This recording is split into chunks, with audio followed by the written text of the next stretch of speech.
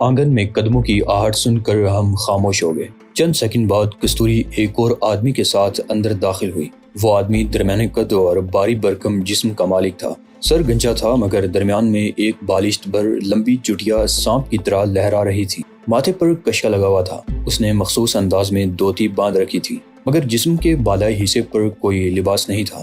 گلے میں 3-4 رنگ برنگی مالائیں اور کلائیوں پر لوہے کے کڑے پہن رکھے تھے۔ اس کے حلیے سے اس کے کٹر ہندو ہونے کا اندازہ لگایا جا سکتا تھا۔ اس نے دونوں ہاتھوں میں پیتل کا ایک بڑا سا تھال اٹھا رکھا تھا جس میں کھانے پینے کی چیزیں رکھی ہوئی تھیں۔ کمرے میں داخل ہوتے ہی اس کی نظر پہلے میری طرف اٹھی اور پھر سمترا کے چہرے پر جم گئی۔ میں نے اس کی آنکھوں میں عجیب سی وحشت ابھرتے ہوئے دیکھی۔ سمترا بھی ایک جھٹکے سے اٹھ کر کھڑی ہو گئی۔ اس کا چہرہ بھی خوف سے دھواں ہو رہا تھا۔ کستوری کے ساتھ کھانا لے کر آنے والا وہ شخص دیال شنکر تھا۔ سمترا کو دیکھ کر اس کے چہرے پر خوف کے سائے لہرا گئے۔ اس کے ہاتھ کانپنے لگے اور تھال اس کے ہاتھ سے چھوٹ کر نیچے گرا۔ ایک زوردار چھناکے کی آواز ابھری اور ساری چیزیں زمین پر بکھر گئیں۔ یہ آتنکوادی ہیں، بھاگو! وہ چیختا ہوا دروازے کی طرف لپکا۔ سمترا اور دیال شنکر کی حالت دیکھ کر میں اب تک مبہوت سا بیٹھا تھا۔ کوئی بات میری سمجھ میں نہیں آ رہی تھی کہ وہ ایک دوسرے کو دیکھ کر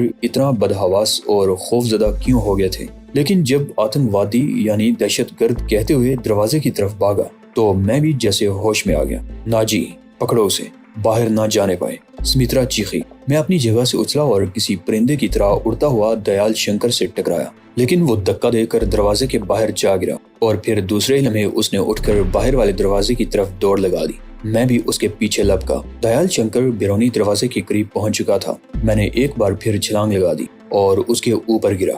وہ آگے دروازے سے ٹکرا گیا۔ میں نے اس کی چٹیا پکڑ لی اور اسے زور سے پیچھے کھینچنے لگا۔ وہ اپنے آپ کو چھڑانے کی کوشش کر رہا تھا مگر میری گرفت بہت مضبوط تھی۔ میں اسے پوری قوت سے پیچھے کھینچ رہا تھا تاکہ وہ دروازے سے باہر نہ نکل سکے، اور پھر میرے سر پر دھماکہ سا ہوا۔ ضرب بڑی شدید تھی۔ میرا دماغ جنجنا اٹھا اور پھر میرا ذہن تاریکی میں ڈوبتا چلا گیا۔ سر پر لگنے والی ضرب بڑی زوردار تھی۔ میرا دماغ جنجنا اٹھا تھا اور پھر آنکھوں کے سامنے اندھیرے کی چادر پھیلنے لگی۔ اس وقت میرے ڈوبتے ہوئے ذہن میں صرف ایک ہی خیال ابھرا، اگر میرے حواس مختل ہو گئے تو ہم کستوری اور دیال شنکر کے رحم و کرم پر ہوں گے، اور ظاہر ہے یہ لوگ ہمیں پولیس کے حوالے کر دیں گے۔ ایک مرتبہ پولیس کے شکنجے میں آ جانے کے بعد بچ نکلنا ممکن نہیں تھا۔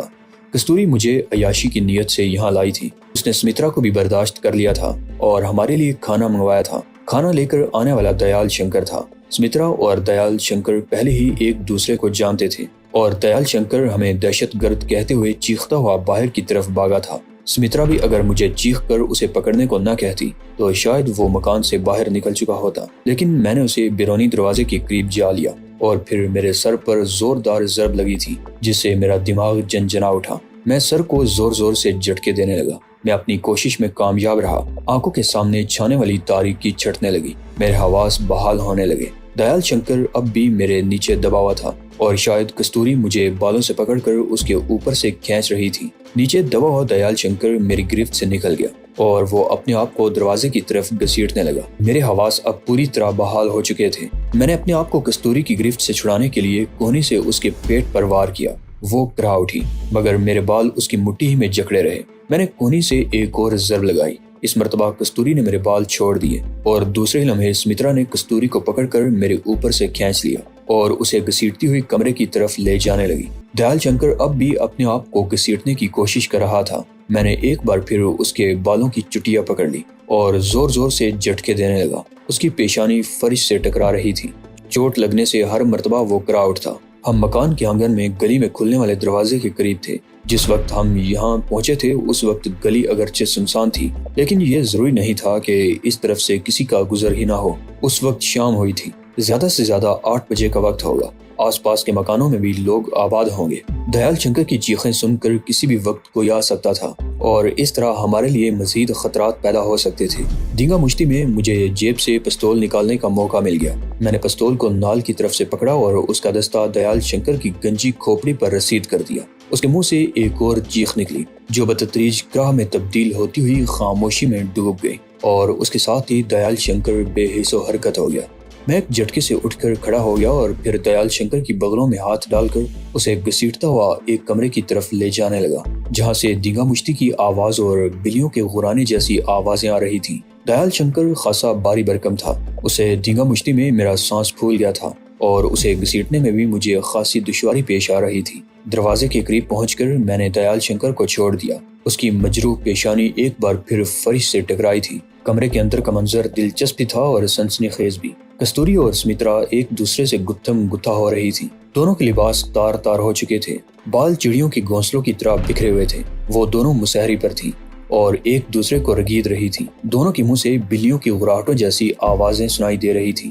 کستوری کے مقابلہ میں سمترا اگرچہ دان پان سی تھی، لیکن اس وقت وہ کستوری پر باری پڑ رہی تھی۔ اس نے کستوری کو اپنے نیچے دبا رکھا تھا اور کستوری اپنے آپ کو چھڑانے کی بھرپور کوشش کر رہی تھی، اور پھر وہ دونوں مسہری سے نیچے فرش پر لڑک گئیں۔ لیکن کستوری اس طرح گری تھی کہ اس کی ایک ٹانگ تو نیچے تھی اور دوسرا پاؤں مسہری کی پائنتی کی طرف لگے ہوئے آرائشی تختے کے نیچے پھنس گیا۔ سمترا اس کے سینے پر سوار تھی اور اس کے بالوں کو مٹھیوں میں جکڑے زور زور سے جھٹکے دے رہی تھی۔ میں چند لمحوں تک دلچسپی سے یہ تماشا دیکھتا رہا، پھر پستول جیب میں ڈالا اور آگے بڑھ کر انہیں چھڑانے لگا۔ کستوری کے بالوں پر سمترا کی گرفت بڑی مضبوط تھی۔ میں بڑی مشکل سے اسے چھڑا کر ایک طرف کھینچ سکا تھا۔ وہ ایک بار پھر غراتی ہوئی کستوری کی طرف لپکی تھی، لیکن میں نے اسے پکڑ لیا۔ اب تم کچھ نہیں کرو گی، بیٹھ جاؤ یہاں۔ میں نے اسے ایک کرسی پر دھکیل دیا اور مڑ کر کستوری کی طرف متوجہ ہو گیا۔ کستوری کی حالت واقعی بہت ابتر تھی۔ عیش و آرام اور رقص و سرور کی زندگی گزارنے والی یہ عورت لڑائی بڑائی سے واقف نہیں تھی۔ اس نے مردوں کا دل بہلانا سیکھا تھا۔ یہ اپنی اداؤں سے کسی محفل کو رنگین و سنگین تو بنا سکتی تھی، لیکن کسی سے ہاتھا پائی اس کے بس کی بات نہیں تھی۔ اس نے بڑے نازوں اور نخروں میں زندگی گزاری تھی، اور یہی وجہ تھی کہ وہ جسمانی لحاظ سے اپنے سے کمتر سمترا سے مار کھا گئی تھی۔ اس کے سینے، گردن اور چہرے پر بھی سمترا کے ناخنوں سے خراشیں پڑ چکی تھیں۔ اس کے چہرے پر کرب کے آثار اور آنکھوں میں نفرت کی چنگاریاں چمک رہی تھیں۔ میں نے مسہری کے تختے پر پھنسا ہوا اس کا پیر نکال دیا اور پنڈلی سے پکڑ کر اس کی ٹانگ نیچے کر دی۔ اس نے اپنا لہنگا درست کیا اور ایک جھٹکے سے اٹھ کر بیٹھ گئی۔ وہ شاید سمترا کی طرف جھپٹنے کا ارادہ کر رہی تھی، مگر میں نے اسے بازو سے پکڑ لیا۔ میں تمہیں زندہ نہیں چھوڑوں گی کتیا۔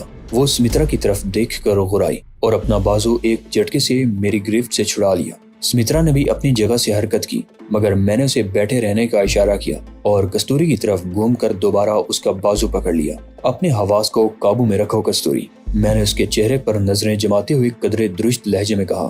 یہ جو کچھ بھی ہوا کسی غلط فہمی کا نتیجہ ہے۔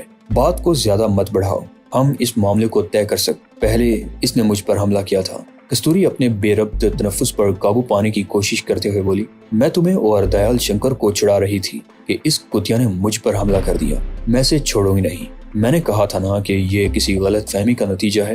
میں نے کہا تم مجھے چھڑانے کی کوشش کر رہی تھی اور سمترا سمجھی کہ تم نے مجھ پر حملہ کر دیا ہے، اس لیے یہ تم پر حملہ آور ہو گئی۔ میں چند لمحوں کو خاموش ہوا، پھر بات جاری رکھتے ہوئے کہنے لگا۔ یہ سب کیا درا تمہاری اس دیال شنکر کا ہے۔ اگر یہ چیختا ہوا باہر کی طرف نہ بھاگتا تو بات یہاں تک نہ پہنچتی۔ لیکن ایک منٹ، پہلے میں اسے اندر لے آؤں۔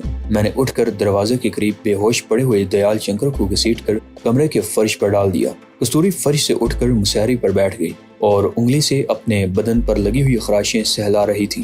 میں نے کرسی پر بیٹھی ہوئی سمترا کی طرف دیکھا۔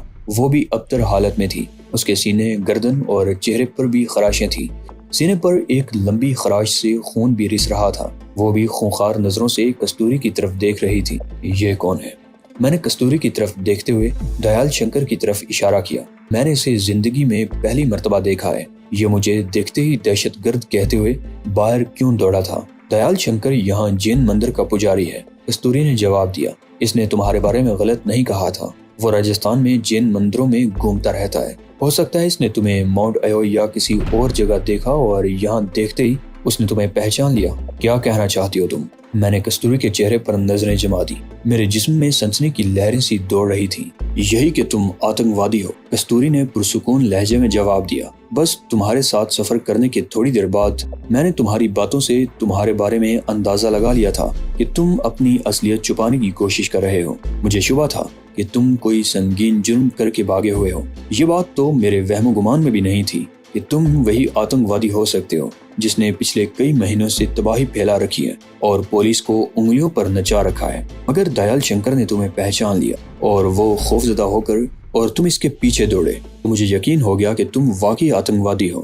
کیا مجھے اس انکشاف پر حیران ہونا چاہیے؟ میں نے کہا، پہلی بات تو یہ کہ بس میں سفر کے دوران تمہیں شبہ ہوا تھا کہ میں کوئی سنگین جرم کر کے بھاگا ہوں۔ کوئی بھی شریف آدمی ایسے لوگوں سے دور رہنے کی کوشش کرتا ہے جس کا کردار مشکوک ہو، مگر تم نہ صرف مجھ سے بے تکلف ہو گئیں بلکہ مجھے اپنے گھر بھی لے آئیں، اس لیے کہ میرا شمار شرفاء میں نہیں ہوتا۔ کستوری پہلی بار مسکرائی۔ اگر میں شریف عورت ہوتی تو واقعی تم سے بے تکلف ہونے کی کوشش نہ کرتی، اور ابھی تم نے کہا تھا کہ تم مجھے دیال شنکر سے چھڑانے کی کوشش کر رہی تھی۔ میں نے سوالیہ نگاہوں سے اس کی طرف دیکھا، لیکن تم نے تو میرے سر پر ضرب لگا کر بے ہوش کرنے کی کوشش کی تھی۔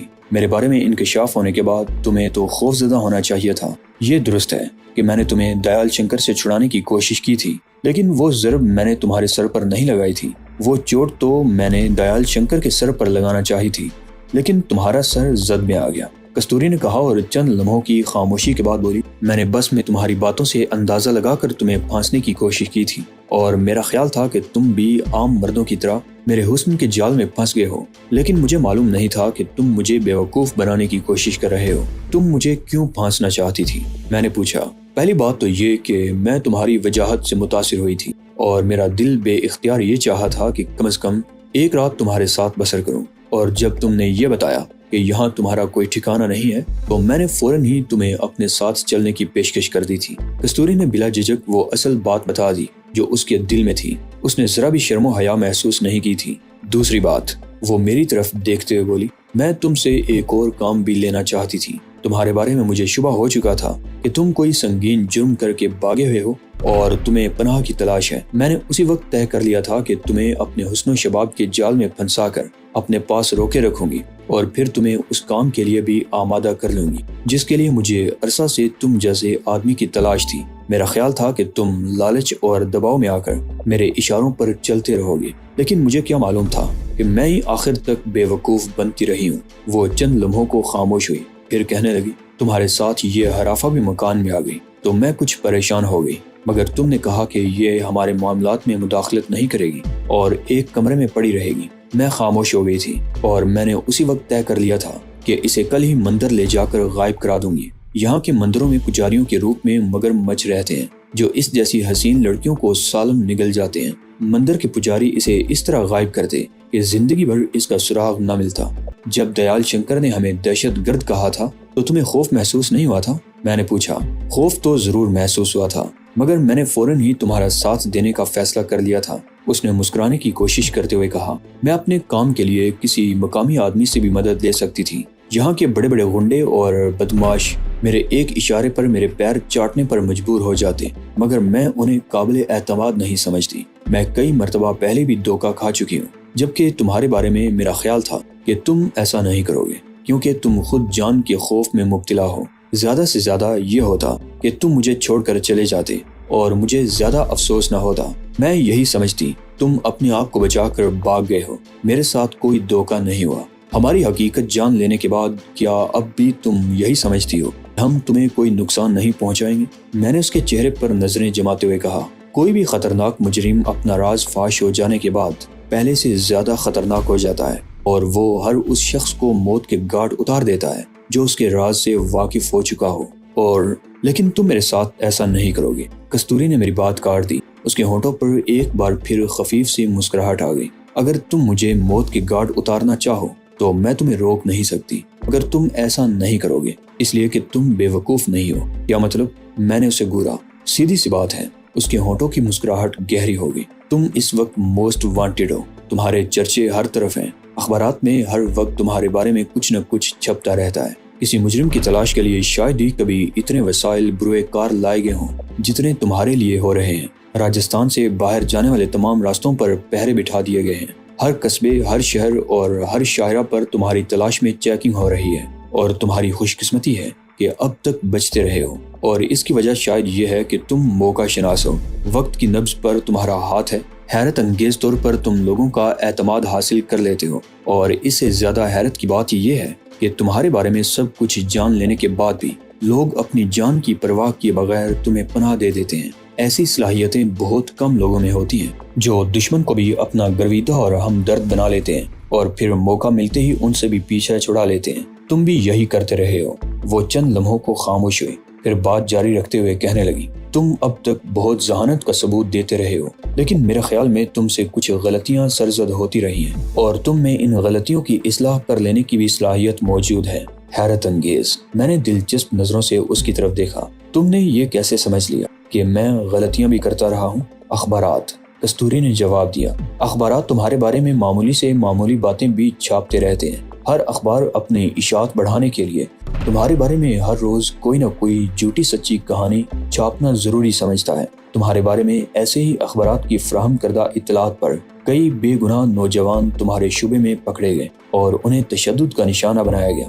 بہرحال وہ چند لمحوں کو خاموش ہوئی، پھر بات جاری رکھتے ہوئے بولی، تو میں یہ کہہ رہی تھی کہ اخبارات کے ذریعے لوگوں کو تمہارے بارے میں کچھ نہ کچھ معلوم ہوتا رہتا ہے۔ میں تمہاری جن غلطیوں کی بات کر رہی تھی اس کا اندازہ بھی میں نے اخبارات میں شائع ہونے والی خبروں ہی سے لگایا ہے۔ میں زیادہ پیچھے نہیں جاؤں گی، لیکن 2 دن پہلے بھی تم ایک ایسی فاش غلطی کر چکے ہو جو تمہارے لیے مشکلات پیدا کر سکتی ہے۔ وہ کیا؟ میں نے سوالیہ نگاہوں سے اس کی طرف دیکھا۔ 2 دن پہلے تم نے کوٹ پتلی کے روپ سہائی نامی ایک آدمی کو کنویں میں پھینکا تھا، کستوری نے کہا۔ ہاں، میں چونک سا گیا۔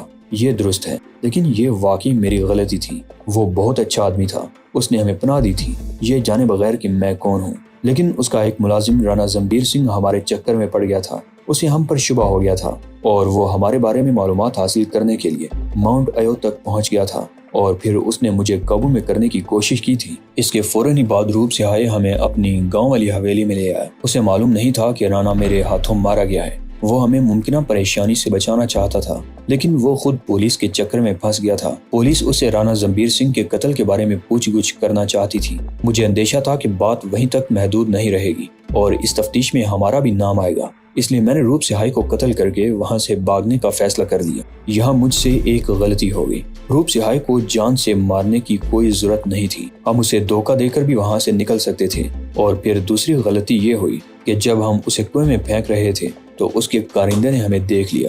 وہ بچ کر بھاگ نکلا اور اس کا بچ نکلنا ہی غضب ہو گیا۔ اس نے حویلی میں جا کر بتا دیا۔ حویلی کے ٹیلی فون سے پولیس کو اطلاع دے دی گئی۔ پولیس نے ہمیں گھیرے میں لے لیا اور مجھے اپنی ایک بہترین اور جانثار دوست سے ہاتھ دھونے پڑے۔